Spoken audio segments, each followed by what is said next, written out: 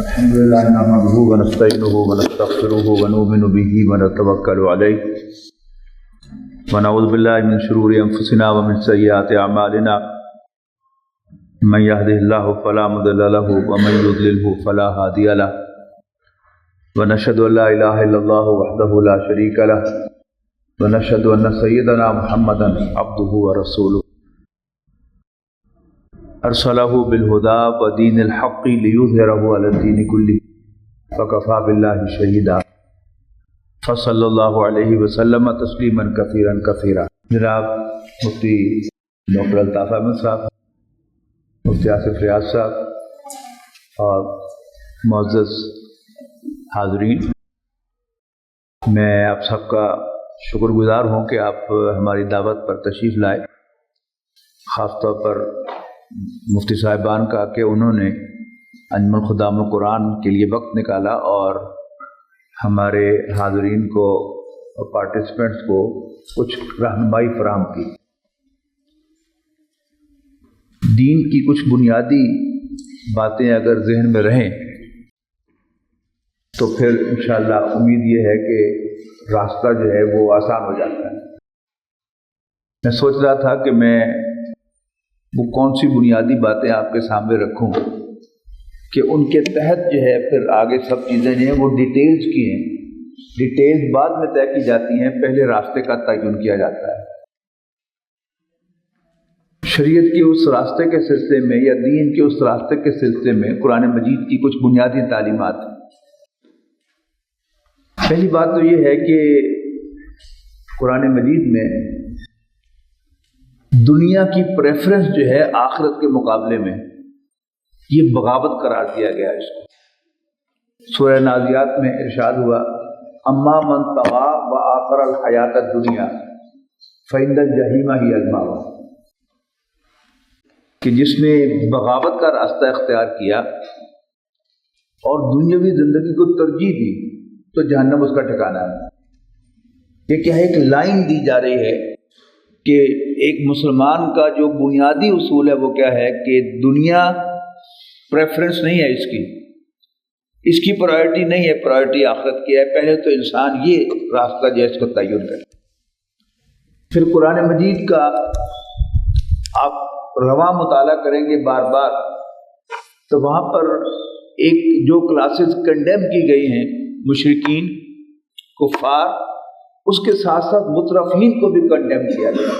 مترفین کون ہے؟ کھاتے پیتے لوگ کہ جنہوں کو اپنے معاش کے لیے کوئی زیادہ جدوجہد، زیادہ محنت نہیں کرنی پڑتی، ان کو معاش جو ہے وہ آسانی سے فراہم کرتا ہے. عام طور پر زمین پر بغاوت جو ہے وہ یہی لوگ کرتے ہیں. اس کو بھی پیش نظر رہنا چاہیے. پھر یہ کہ سود، جس کو ہمارے دین میں، قرآن مجید میں، نبی اکرم صلی اللہ علیہ وسلم کے فرمودات میں بہت کنڈیم کیا گیا ہے. ہمیں اس کے بارے میں شکوک و شبہات ہے کہ یہ کیوں انڈیولی کنڈیم کیا گیا ہے، اس سے ہمارا کاروبار جو ہے وہ شرنک ہو جاتا ہے. تو ایک تو آپ نے قرآن مجید کی آج بھی اس کا حوالہ آیا کہ فرمایا کہ اگر تم سودی لین دین سے باز نہیں آتے تو پھر اللہ اس کے اصول سے لڑنے کے لیے تیار ہو جائے. بہت بڑی وارننگ ہے. پھر سود کی جو تعریف کی گئی ہے قرآن مجید میں بڑی سادہ، کہ کچھ لوگ کہتے ہیں کہ انما البیع مثل الربا، کہ کاروبار بھی تو سود جیسا ہی ہے. وَأَحَلَّ اللَّهُ الْبَيْعَ وَحَرَّمَ الرِّبَا، کان کھول کر سن لو کہ اللہ نے کاروبار کو جائز اور سود کو حرام کیا. یہ سملیرٹیز ہوں پھر بھی نبی اکرم صلی اللہ علیہ وسلم نے اس کو مزید سمجھا دیا کہ الربا 70 جزءا، کہ سود کے گناہ کے 70 حصے ہیں. ایسر ہوا ان ينكح الرجل امہ، ان میں ہلکا ترین بھی یوں سمجھو کہ جیسے کوئی اپنی ماں سے نکاح کرے. اب ماں سے نکاح ذرا اور مشکل ذرا سمجھنا ہے، میں اس کو اور آسان کرتا ہوں کہ ایک نوجوان ہے جس کے والدین فوت ہو چکے، وہ اپنے لیے بھی رشتہ ڈھونڈ رہا ہے اور اپنی جوان بہن اس کے لیے بھی رشتہ ڈھونڈ رہا ہے. بہت سی پروپوزل آئیں، کسی کو یہ پسند نہیں آئے، کوئی اس کو پسند نہیں آئے. ایک مسلمان نوجوان کیوں نہیں سوچتا کہ میں اپنی بہن سے شادی کر لوں؟ اس لیے کہ شادی کے لیے جو معیارات ہیں، جو ریکوائرمنٹس ہیں، وہ کیا ہے؟ انڈرسٹینڈنگ۔ ان دونوں سے زیادہ ایک دوسرے کو کون انڈرسٹینڈ کرتا ہے؟ پھر گھر بسانا، کیا یہ شادی کریں گے تو گھر نہیں بسے گا؟ بالکل بسے گا۔ پھر اولاد حاصل کرنا، اگر یہ دونوں شادی کر لیں گے تو کیا اولاد نہیں ہوگی؟ لیکن ایک مسلمان نوجوان اس کی سننا بھی گوارا نہیں کرتا کہ میں اپنی بہن سے شادی کر لوں۔ کیوں؟ اسے پتا ہے کہ یہ حرام ہے اور یہ حلال ہے۔ لیکن یہ بات ہم کاروباری معاملات میں کنسیڈر نہیں کرتے، یعنی سملیرٹیز کو ہم کنفیوز کرتے ہیں۔ حالانکہ اگر آپ دیکھیں کہ ایک بہن اور بیوی، اس کے آپ مائکروسکوپک لیول پر چلے جائیں، اینڈوکرائن لیول پر چلے جائیں، بلڈ لیول پر چلے جائیں، کسی بھی لیول پر چلے جائیں، بہن اور بیوی میں کوئی فرق نہیں ہے سوائے اس کے ایک حلال ہے ایک حرام۔ بالکل یہی معاملہ جو ہے یہ سود کا ہے۔ اللہ تعالیٰ نے سود کو حرام کر دیا ہے۔ اب کوئی اور ٹرانزیکشن اس سے کتنی ہی سملر کیوں نہ ہو، بس ہمیں یہ پیش نظر رکھنا چاہیے کہ یہ حلال ہے اور یہ حرام ہے۔ پھر یہ کہ آج ہم یہ سمجھتے ہیں کہ کاروبار کے لیے شاید بینک فائنینسنگ جو ہے وہ بہت ضروری ہے۔ بینک کو بھی ہمیں سمجھنا چاہیے کہ بینک ہے کیا چیز۔ ہم یہ سمجھتے تو ہیں کہ اگر بینکنگ کا نظام ختم ہو جائے اور یہ فائنینسنگ ختم ہو جائے تو شاید ہمارے کاروبار ختم ہو جائیں گے۔ ہم یہ نہیں سمجھتے کہ بینکنگ کا نظام کتنا ظالمانہ نظام ہے۔ بینک کا کاروبار کس کے پیسے سے چلتا ہے؟ کبھی آپ نے غور کیا؟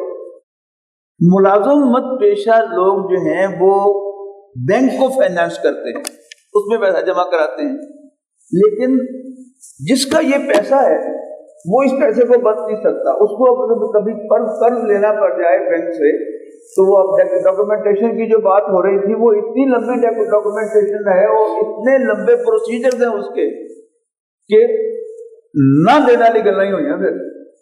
لیکن ایک آدمی جو آلریڈی رچ ہے اور کئی ملوں کا مالک ہے، اس کے پاس اوور ڈرافٹ کی فیسلٹی موجود ہے تو سمپلی اپنے دفتر میں بیٹھا ہوا ایک چیک سائن کر کے $1,000,000 جو ہے، £1,000,000 جو ہے اس میں سے، اور بلین روپیز جو ہے وہ نکال سکتا ہے، حاصل کر سکتا ہے۔ یہ نظام ہے۔ پھر یہ کہ دھوکہ ہے بہت بڑا کہ بینک جو ہے وہ کہتا ہے کہ تم اگر ہمارے پاس پیسے رکھو گے تو ہم تمہیں 100 کے 110 دیں گے، لیکن جب وہ 110 لے کر مارکیٹ میں جاتا ہے تو اس کو جو پچھلے سال 90 روپے میں چیز ملتی تھی وہ بھی نہیں ملتی۔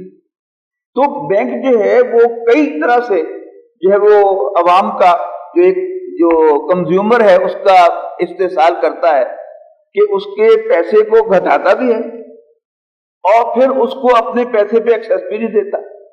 پھر دن بدن جو دنیا کے قوانین ہیں، ملکوں کے قوانین ہیں، وہ اس بات کو یقینی بنا رہے ہیں کہ ملازم آدمی جو ہے وہ اس کا پیسہ لازماً بینک پہ جائے۔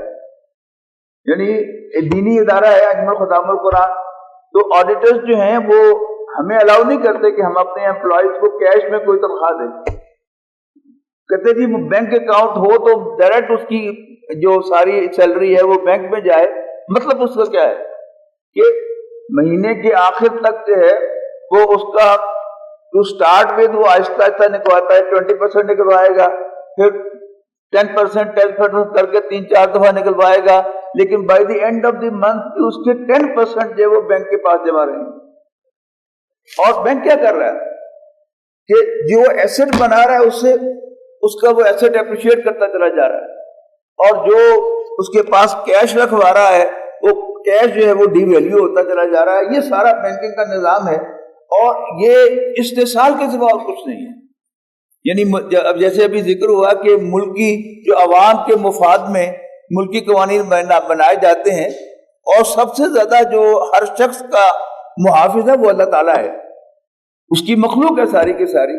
تو اگر دین کے جو سارے احکامات ہیں ان کو اگر آپ دیکھیں تو دین جو ہے وہ عوام کا تحفظ کرتا ہے انڈیویجولز کی بجائے، اور جو اصول ہیں وہ عوام کو یا ادر ورڈ کنزیومرز کو فائدہ دیتے ہیں، اور وہ جو مڈل مین ہے خاص طور پر، یعنی ایک پروڈیوسر ہے بنانے والا ہے اور ایک استعمال کرنے والا ہے، یہ ہیں اصل دو آدمی۔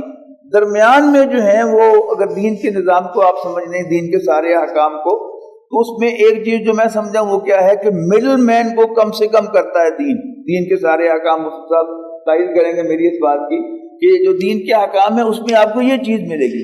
تو دین کے کچھ بنیادی اصول ہیں، اگر ہم ان کو اپنے سامنے رکھیں تو پھر ہمارے لیے بہت آسانی پیدا ہو جاتی ہے کہ اس میں جو قیمتیں بڑھنے کا امکان کم ہو جاتا ہے. مثال کے طور پر میری چھوٹی چھوٹی احادیث ہیں نبی اکرم صلی اللہ علیہ وسلم کی کہ جن پر اگر عمل کیا جائے تو اس میں جو قیمتیں ہیں وہ ایک حد سے زیادہ نہیں جا سکتی. اس کی جو ایگزیکٹ تفصیل ہے وہ تو مفتی صاحب آپ کو بتائیں گے، لیکن چھوٹی سی حدیث ہے کہ لا تبی مال ایسا اندک، جو مال تیرے پاس نہ ہو اس کو فروخت نہ کرو. اب ہوتا کیا ہے کہ ایک ایلسی کھولی میں نے اور میں نے ایک مشینری منگوائی جاپان سے. اب وہ 2.5 ماہ میں وہ مشینری میرے پاس پہنچ گئی ہے، لیکن اس کے کاغذ میرے پاس موجود ہیں اور میں کاغذ جو ہے وہ افضل کو بھیج دیتا ہوں، پھر افضل جو ہے وہ کاغذ جو ہے وہ احمد کو بھیج دیتا ہے، پھر احمد جو ہے وہ علی کو بھیج دیتا ہے.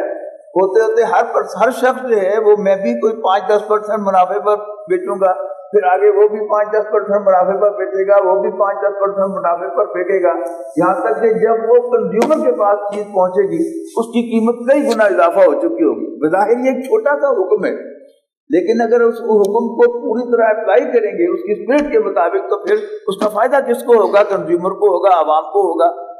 تو مڈل مین کو، اب سارے احکام کو اگر آپ دیکھیں گے تو اس پہ کیا ہوگا کہ اللہ اور اس کے رسول جو ہے مڈل مین کو ایلیمنیٹ کرنا چاہتے ہیں. اور اس کو اسی طرح ابھی میرا ذہن منتقل ہوا کہ اگر آپ سیرت النبی کو دیکھتے ہیں یا شریعت کے احکام کو دیکھتے ہیں، مجھے کم سے کم سیرت النبی میں یہ جو ماہانہ سالانہ ملازمت ہے تو کوئی تصور مجھے نہیں ملتا.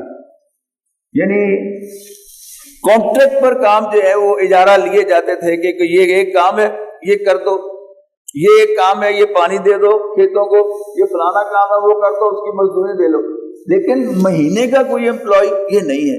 اچھا اگر آپ یہ سسٹم ختم کر دیتے ہیں تو اس کے بعد کیا ہوگا؟